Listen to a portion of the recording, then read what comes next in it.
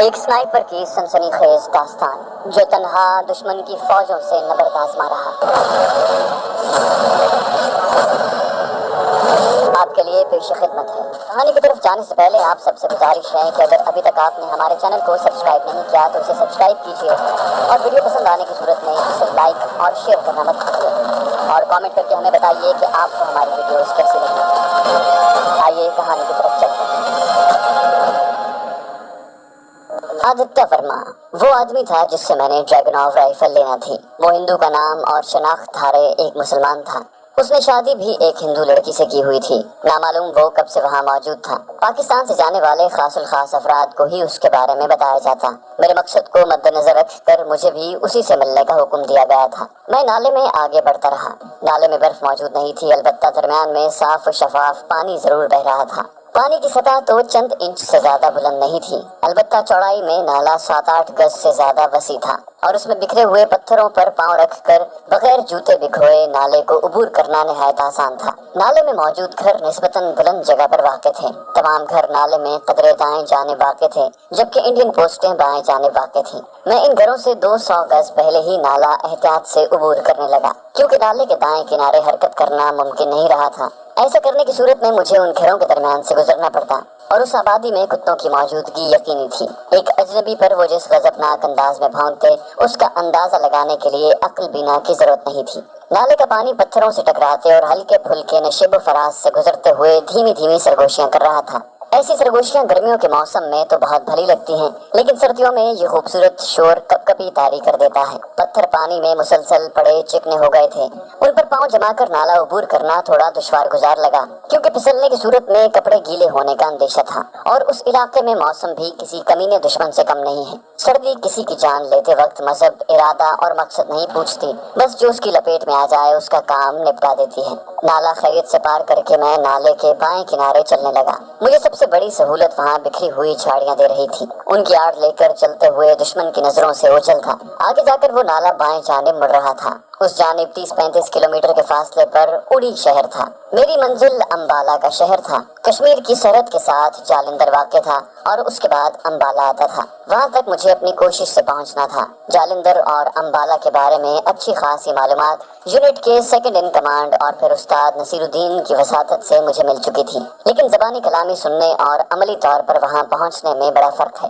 نالا مڑ کر 200-300 گز آگے مگر بلندی پر انڈیا کی ایک اور پوسٹ تھی جو اسی موڑ کی حفاظت پر مامور تھی۔ میں اس پوسٹ کے نیچے سے ہو کر گزرا۔ وہاں بنی ہوئی پگڈنڈی اس بات کا مظہر تھی کہ وہ راستہ مسلسل استعمال میں رہتا تھا۔ ایسے راستے پر چلنا اس لحاظ سے مفید رہتا ہے کہ بارودی سرنگ وغیرہ کا خطرہ نہیں ہوتا۔ میں بھی اسی راستے پر ہو لیا۔ وہاں کافی جھاڑیاں پھیلی ہوئی تھیں۔ اس پوسٹ کی حدود سے میں تھوڑا ہی آگے بڑھا ہوں گا کہ اچانک میرے کانوں میں کسی کے بولنے کی آواز پڑی۔ میں نے فوراً قریبی جھاڑی کی آڑ لی اور اس کے ساتھ ہی نیفے میں اڑسا ہوا پسٹل میں نے ہاتھ میں پکڑ لیا تھا۔ جھاڑیوں کی وجہ سے دکھاؤ محدود ہو گیا تھا۔ اگر میرے کانوں میں باتوں کی آواز نہ پڑتی تو یقیناً میرا ان بولنے والوں سے آمنا سامنا ہو گیا تھا۔ منٹ بھر بعد ہی آواز واضح ہو گئی تھی۔ موہن تھوڑا آہستہ چلو یار، تاکہ پوسٹ تک پہنچتے ہوئے ہماری ڈیوٹی کا وقت پورا ہو جائے۔ ایک دوسری آواز سنائی دی، 2-3 منٹ آرام کر لیتے ہیں۔ سجیت کو تو ہر وقت آرام کی پڑی ہوتی ہے۔ یہ آواز پہلی 2 آوازوں سے مختلف تھی۔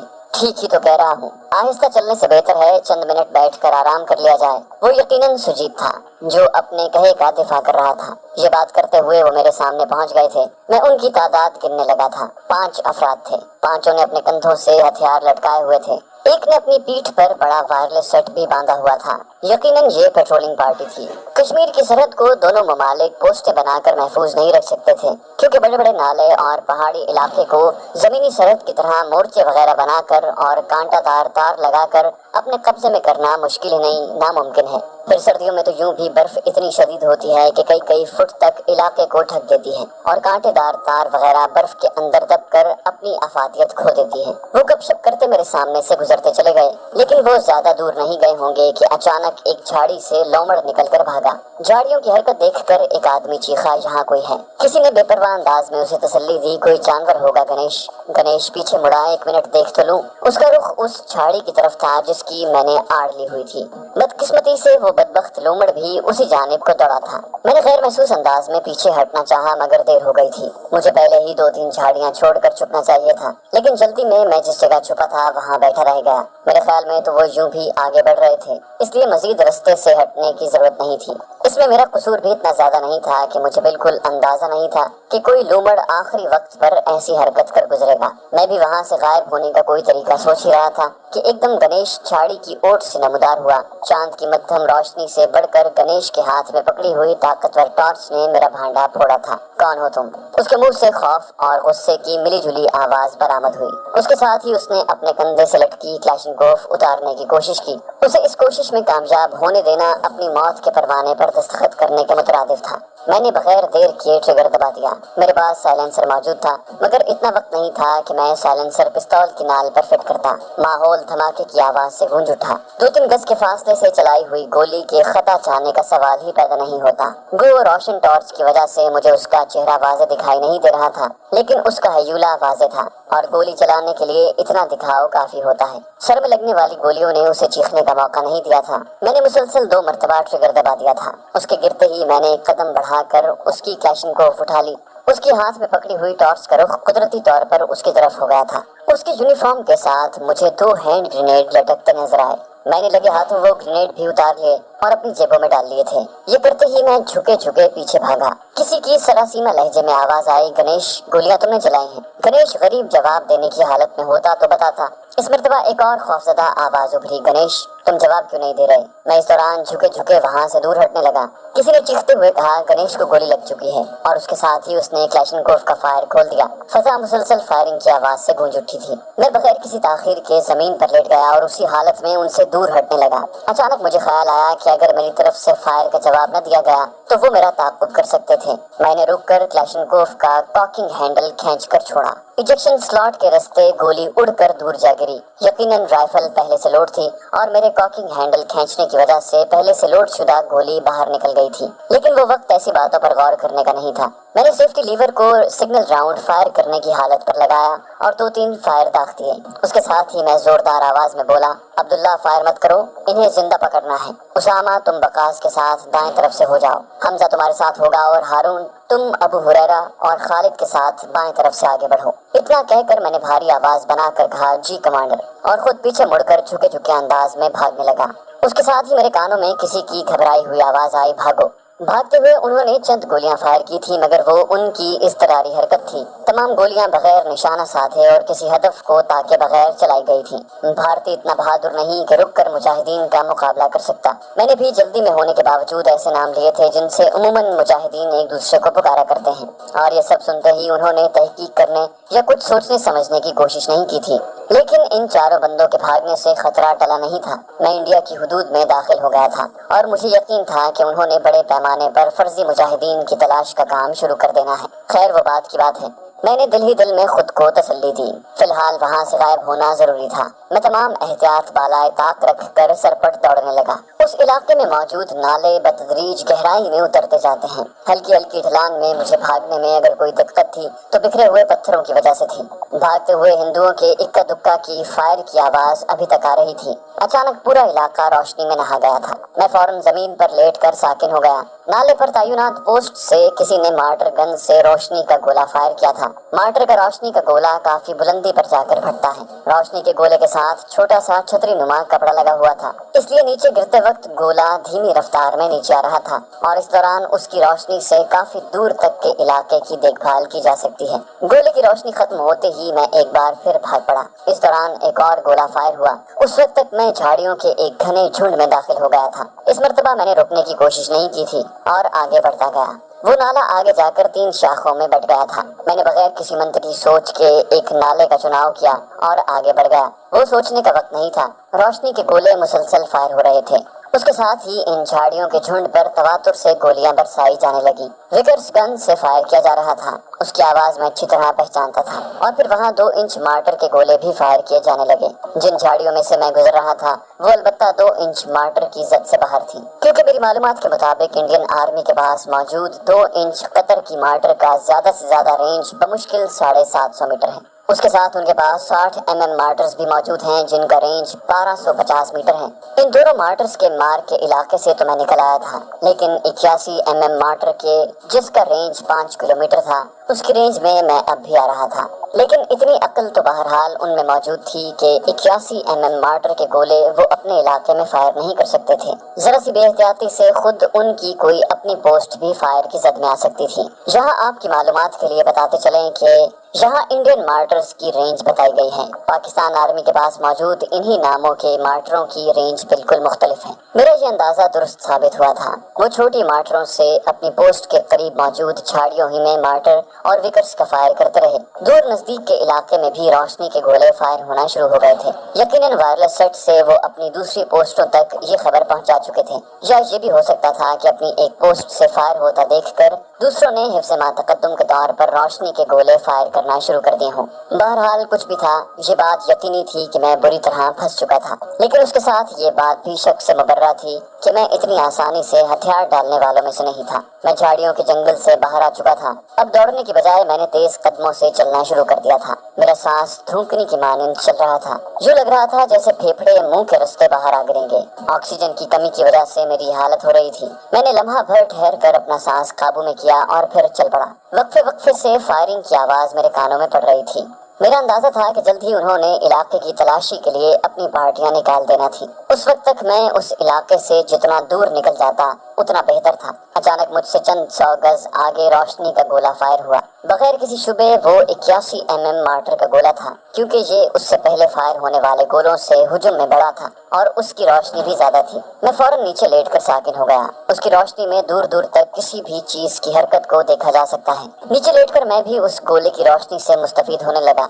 हद निगाह तक नजर आने वाले इलाके का मैंने अच्छी तरह जायजा ले लिया था। दूसरे गोले के फायर होने से पहले मैं उठकर आगे बढ़ गया। आगे वो नाला मजीद 2 हिस्सों में मुनक़सिम हो गया था। जिस समत पोस्ट मौजूद थी मैंने उसी समत सफर जारी रखा। दूसरे नाले में लाजिमन आगे जाकर दूसरी पोस्ट मौजूद होना थी और नामालूम वहाँ से उसका फासला कितना था, जबकि उस पोस्ट के इलाके को अबूर करने के बाद आगे चंद किलोमीटर तक मैं दूसरी पोस्ट के दर्द-ए-सर से बच सकता था। पोस्ट चूंकि 200-300 गज दूर ढलान पर वाक़ थी, इसलिए मैं पत्थरों की आड़ लेकर आहिस्ता आहिस्ता आगे बढ़ने लगा। पोस्ट और मेरे दरमियान किसी बड़ी चट्टान आने की सूरत में मैं वो फासला भाग कर तय करता और उसके बरक्स होने की सूरत में जमीन पर लेट कर रेंगने लगता। अचानक क्लैशनकोफ गरजी। गोलियों की बौछार उसी समत आई थी जहाँ मैं मौजूद था। बिला शक व शुबा नाइट विजन साइट में मेरी हरकत नजर आ गई थी। अब उस समत सफर जारी रखना बेवकूफ़ी थी। मैं फौरन 25-30 गज दूर नाले के मोड़ की तरफ बढ़ा, लेकिन जमीन से उठने की गलती मैंने नहीं की थी। चंद कदम दूर पत्थर की एक बहुत बड़ी चट्टान मौजूद थी। उसकी आड़ लेकर मैं उस नाले में घुस सकता था, जिसमें दाखिल होना मैंने पहले नामुनासिब समझा। चट्टान की आड़ मुयस्सर आते ही मैं सरपट भागा। उस वक्त रोशनी का गोला फायर हुआ, लेकिन रोशनी फैलते तक मैं दूसरे नाले में मुड़कर ओझल हो गया था। अब मैंने फिर भागना शुरू कर दिया था। मोड़ के सिरे की तरफ मुझे मुसलसल फायर की गूंज सुनाई देती रही। मैं चौकन्ने अंदाज में आगे बढ़ता रहा। उस जगह नजर आने का मतलब ये था कि मेरा पिछला सफर बेकार गुजरा था। दुश्मन मेरे सफर की समत को जान चुका था। उसके साथ मैं कितना सफर कर चुका था ये भी उसे मालूम हो गया था। हो सकता है उन्हें मेरे अकेला होने के बारे में भी मालूम हो गया हो, क्योंकि जिस आखिरी पोस्ट के करीब मेरी हरकत देखी गई थी, लाजिमन उन्हें सिर्फ एक आदमी ही नजर आया होगा। गोया ये हतमी बात नहीं थी। वो ये भी सोच सकते थे कि वो फर्जी मुजाहिदीन मुख्तलिफ समतों में फरार होने की कोशिश कर रहे हैं। कदमों की रफ्तार से ज्यादा मेरी सोचें मुख्तलिफ किस्म के मफरूजों में उलझी हुई थी। पाँव जल्द अज जल्द उस जगह से दूर होने में मेरी मदद कर रहे थे और दिमाग कोई बेहतर हल सोचने में मुसलसल सरगर्दा था। मोड़ से थोड़ा दूर आने पर घनी झाड़ियां और दरख्त शुरू हो गए थे। दरख्तों की वजह से चांद की रोशनी भी कारामद नहीं रही थी, लेकिन मेरी मजबूरी ये थी कि मैं टॉर्च जलाने का खतरा मोल नहीं ले सकता था। टॉर्च की रोशनी बहुत दूर से नजर आ जाती है और ऐसी हालत में कि दुश्मन मेरी मौजूदगी से बाखबर था। टॉर्च रोशन करना आ बैल मुझे मार की कहावत का अमली सबूत देना था। मैं ठोकरें खाता झाड़ियों से उलझता आगे बढ़ता रहा। रुकने का खतरा मैं किसी सूरत मोल नहीं ले सकता था। मुझे इल्म था कि सुबह पहली रोशनी के साथ ही ये सारा इलाका इंडियन आर्मी ने घेर लेना है। ऐसा करना उनके लिए इसलिए भी आसान था कि वहाँ चारों अतराफ उनकी पोस्टें फैली हुई थी। अपनी पोस्टों की आधी नफरी ही नीचे नालों में तैनात करने से वो آنے جانے کے زیادہ تر راستے بند کر سکتے تھے۔ ایسا ہونے کی صورت میں میں لمبے عرصے کے لیے محبوس ہو جاتا۔ میرے پاس اتنا راشن موجود نہیں تھا کہ میں زیادہ وقت کسی پوشیدہ مقام پر گزار سکتا۔ یوں بھی سردی کی وجہ سے رضائی کے بغیر رات گزارنا ناممکن نہیں تو مشکل ترین ضرور تھا، اور ایسا بھی اپنے پاس موجود گرم کپڑوں کی بنا پر کہہ رہا ہوں، ورنہ اس سردی میں رات گزارنا اسرائیل سے معانقہ کرنے کے مترادف تھا۔ انہی سوچوں میں الجھا میں لمبے قدم اٹھاتا آگے روانہ ہوا۔ اس نالے میں نہ تو کوئی موڑ آیا تھا اور نہ کہیں نالے کی ذیلی شاخ نظر آئی تھی۔ دونوں اطراف کی چڑھائیاں بھی کافی دشوار گزار تھیں، اور رات کی وجہ سے تو وہ چڑھائیاں اور بھی سخت اور دشوار گزار نظر آ رہی تھی۔ اچانک مجھے چھٹک کر رک جانا پڑا۔ ہوا کے دوش پر وائرلیس سیٹ کے اسپیکر سے نکلتی آواز میرے لیے کسی دھماکے سے کم نہیں تھی۔ ایک دم نیچے بیٹھ کر میں نے اپنے کان آواز کی سمت لگا لیے۔ آواز اتنی واضح نہیں تھی میں ان کی بات سمجھ پاتا۔ میں بیٹھے بیٹھے ہی اس سمت کو بڑھنے لگا۔ جلد ہی واضح آواز میرے کانوں میں آنے لگی۔ یقیناً وائرلیس سیٹ والے نے آواز کو دھیما رکھا ہوا تھا، لیکن رات کے سناٹے میں پھر بھی کافی دور تک آواز جا رہی تھی۔ میری سماعت میں پہلا مکمل فقرہ پڑا تھا، نہیں اور بندوں کی ضرورت نہیں ہے، اتنے ہی کافی ہیں، اوور۔ ٹھیک ہے سر، ہم تیار بیٹھے ہیں، اوور۔ وہاں موجود آدمی نے نسبتاً دھیمے لہجے میں جواب دیا تھا۔ وائرلیس سیٹ کی سب سے بڑی خامی یہی ہے کہ اس پر بات چیت کرتے وقت اونچی آواز سے بات کرنا پڑتی ہے۔ اس طرح دوسری طرف سے آنے والی آواز بھی اچھی خاصی بلند ہوتی ہے، اور آواز کے کم ترین درجے میں بھی موبائل فون کے اسپیکر آن ہونے جتنی آواز ضرور سنائی دیتی ہے۔ لیکن اس وقت وائرلیس سیٹ کی وہ خامی میرے لیے رحمت کا باعث بنی تھی۔ شہری علاقوں میں آپریشن وغیرہ کرنے کے لیے اب وائرلیس کے ساتھ ایئر فون کا استعمال کیا جاتا ہے۔ اس وجہ سے دوسری طرف سے آنے والی آواز کو فقط استعمال کرنے والا ہی سن سکتا ہے۔ وائرلیس پر آواز آئی، اور ضروری نہیں کہ ایک بندہ ہو، ایک بندہ تو ہمیں نظر آیا ہے، ہو سکتا ہے زیادہ افراد ہوں، ہم پیچھے سے آ رہے ہیں، تم نے آگے گزرنے نہیں دینا اور جنگل سے باہر گھات لگانی ہے۔ دوسری صورت میں وہ درختوں کی آڑ لے کر بھی وہاں سے نکل سکتے ہیں، اوور۔ دوسری جانب سے دی جانے والی تمام ہدایات مجھے بغیر کسی دشواری کے سنائی دے رہی تھی۔ ہم جنگل کے سرے پر ہی موجود ہیں سر، اوور۔ ٹھیک ہے، وہیں انتظار کرو، آگے نہیں آنا، اور اپنے آدمیوں کو آڑ میں رکھنا، یہ نہ ہو ہماری طرف سے چلائی گئی گولیوں کا نشانہ اپنے آدمی بن جائیں، اوور۔ دوسری آواز آئی، ہم مختلف پتھروں اور چٹانوں کی آڑ میں ہیں sir, over. Keep listening, over and all. Wireless سے آواز آنا بند ہو گئی تھی۔ میں چوہے دان میں پھنس گیا تھا، آگے دریا پیچھے کھائی۔ اس وقت 100% مجھ پر منطبق ہو رہی تھی۔ میرے تعاقب میں آنے والوں کی تعداد 10-12 سے زیادہ ہی ہونا تھی۔ اسی طرح سامنے بھی اتنے آدمی تو لازمی طور پر موجود ہونا تھے۔ ایسی صورت میں میرا بچ جانا ایک کرامت ہی ہوتی، لیکن میں ہاتھ پر ہاتھ دھرے بیٹھ نہیں سکتا تھا۔ میں نے فیصلہ کرنے میں چند منٹ سے زیادہ وقت نہیں لگایا تھا۔ حتمی فیصلے پر پہنچتے ہی میرے قدم چڑھائی کی طرف اٹھنے لگے۔ چڑھائی کا سفر یوں بھی بہت مشکل ہوتا ہے، اور وہ چڑھائی تو بہت دشوار گزار تھی۔ وہ پہاڑی عبور کر کے اگر میں دوسری جانب اترتا تو کسی محفوظ مقام تک پہنچ سکتا تھا۔ درختوں اور جھاڑیوں کی آڑ نے زیادہ دیر تک میرا ساتھ نہیں دینا تھا۔ درختوں کی آڑ سے نکلتے ہی چڑھائی مزید سخت ہو گئی تھی۔ پہلے تو میں اوپر چڑھنے کے لیے جھاڑیوں وغیرہ کی مدد لیتا رہا، لیکن اب ایسی کوئی چیز موجود نہیں تھی جس کا سہارا لے کر میں اوپر چڑھتا۔ کلاشنکوف کی سلنگ میں نے سر سے گزار کر کلاشنکوف پیچھے لٹکا لی تھی۔